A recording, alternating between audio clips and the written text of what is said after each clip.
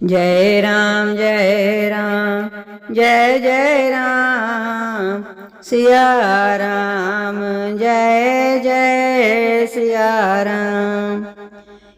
श्री तुलसीदास जी कहते हैं, कलयुग में सब लोग वर्ण संकर और मर्यादा से च्युत हो गए।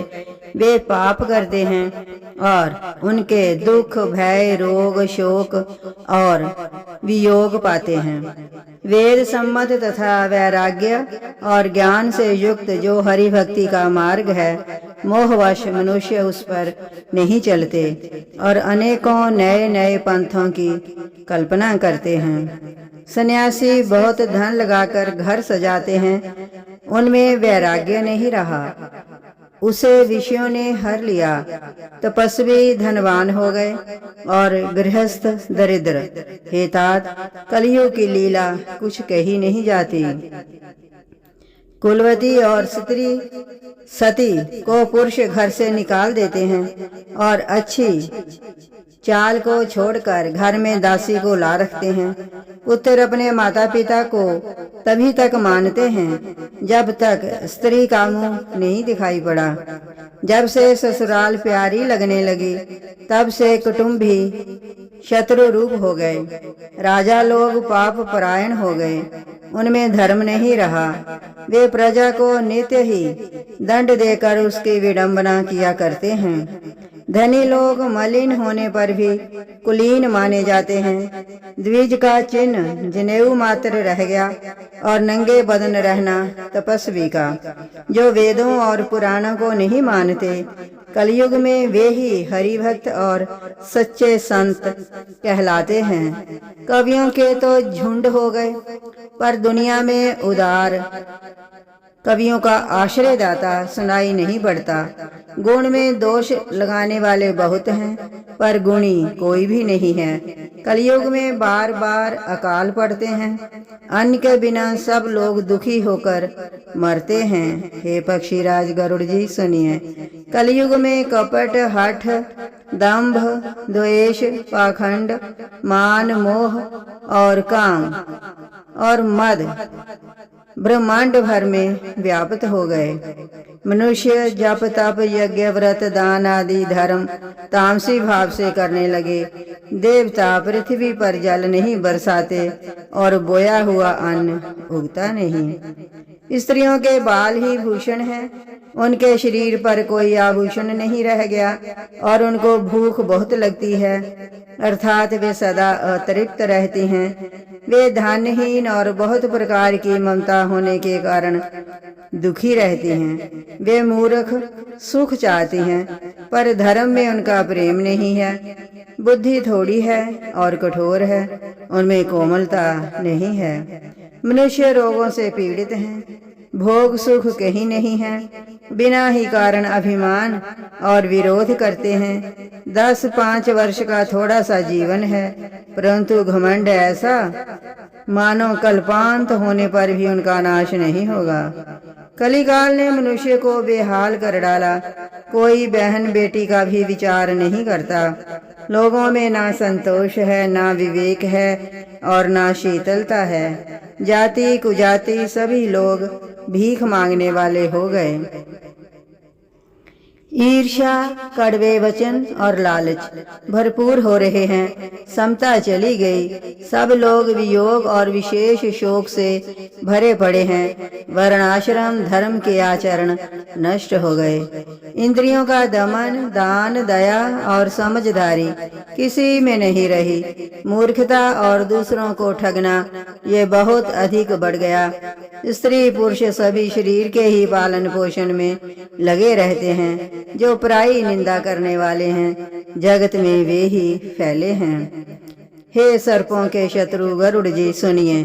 कलिकाल पाप और अवगुणों का घर है, किंतु कलयुग में एक बड़ा गुण है कि उसमें बिना ही परिश्रम भाव बंधन से छुटकारा मिल जाता है। सत्ययुग त्रेता और द्वापर में जो गति पूजा यज्ञ और योग से प्राप्त होती है, वही गति कलयुग में लोग केवल भगवान के नाम से पा जाते हैं। सतयुग में सब योगी और विज्ञानी होते हैं। हरि का ध्यान करके सब प्राणी भव सागर से तर जाते हैं। त्रेता में मनुष्य अनेक प्रकार के यज्ञ करते हैं और सब कर्मों को प्रभु के समर्पण करके भव सागर से पार हो जाते हैं। द्वापर में श्री रघुनाथ जी के चरणों की पूजा करके मनुष्य संसार से तर जाते हैं, दूसरा कोई उपाय नहीं। और कलयुग में तो केवल हरि की गुण गाथाओं का गान करने से ही मनुष्य भव सागर की थाह पा जाते हैं। कलयुग में ना तो योग और यज्ञ है और ना ही ज्ञान है। श्री राम जी का गुणगान ही एकमात्र आधार है। अतएव सारे भरोसे त्याग कर जो श्री राम जी को भजता है और प्रेम सहित उनके गुण समूहों को गाता है, वे ही भव सागर से तर जाता है। इसमें कुछ भी संदेह नहीं। नाम का प्रताप कलयुग में प्रत्यक्ष है। कलयुग का एक पवित्र प्रताप है कि मानसिक पुण्य तो होते हैं पर मानसिक पाप नहीं होते।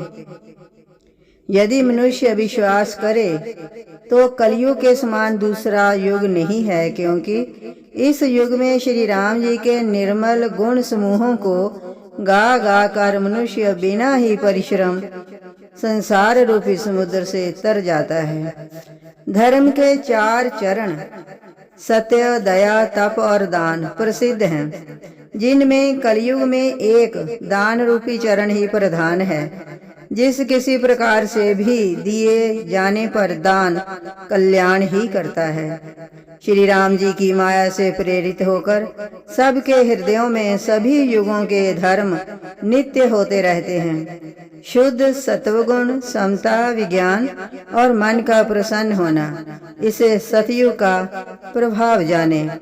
सत्गुण अधिक हो और रजोगुण हो, कुछ कर्मों में प्रीति हो, सब प्रकार से सुख हो, ये त्रेता का धर्म है। रजोगुण बहुत हो, सत्वगुण बहुत ही थोड़ा हो, कुछ तमोगुण हो, मन में हर्ष और भय हो, ये द्वापर का धर्म है।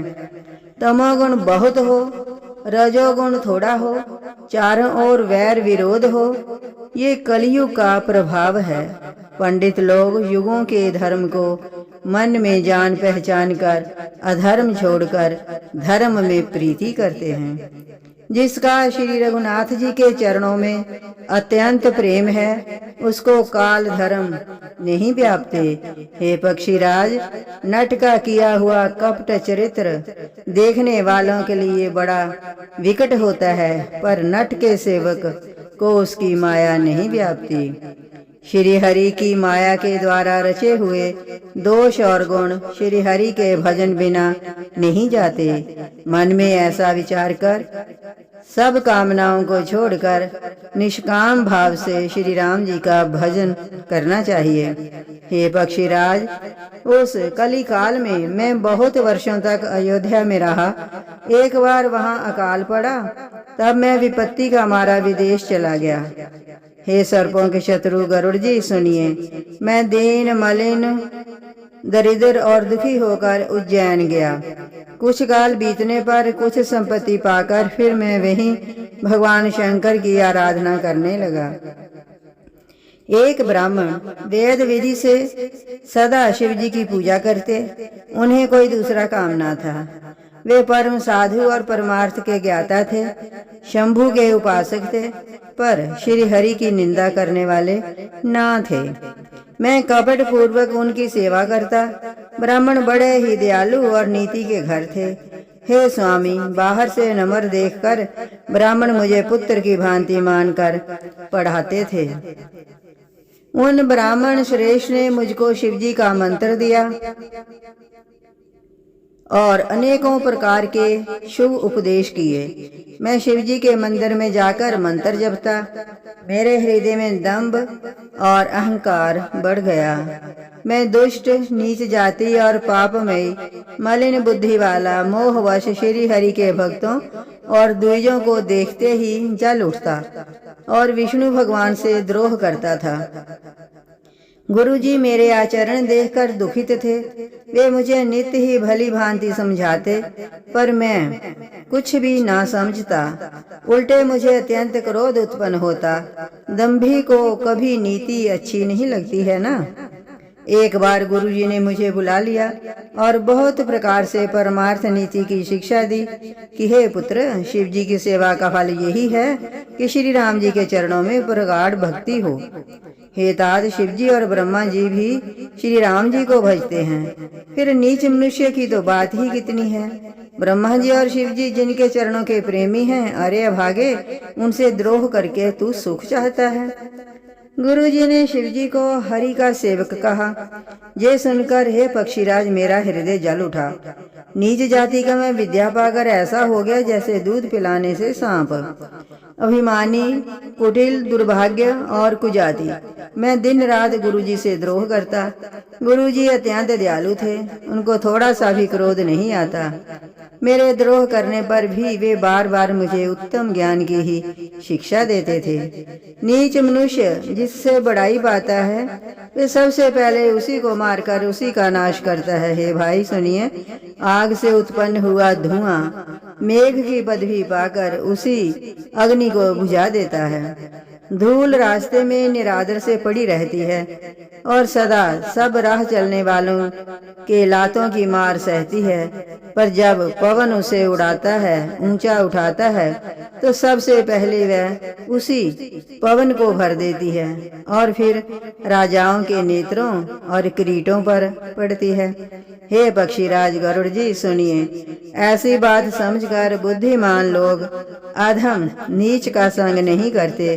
कवि और पंडित ऐसी नीति कहते हैं कि दुष्ट से ना कला ही अच्छा है, ना प्रेम ही।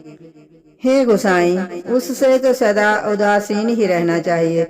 दुष्ट को कुत्ते की तरह दूर से ही त्याग देना चाहिए। मैं दुष्ट था, हृदय में कपट और कुटिलता भरी थी, इसलिए यद्यपि गुरुजी हित की बात कहते थे, पर मुझे वह सुहाती ना थी। एक दिन मैं शिव जी के मंदिर में शिव नाम का जप कर रहा था। उसी समय गुरुजी वहां आए, पर अभिमान के मारे मैंने उठकर उनको प्रणाम नहीं किया।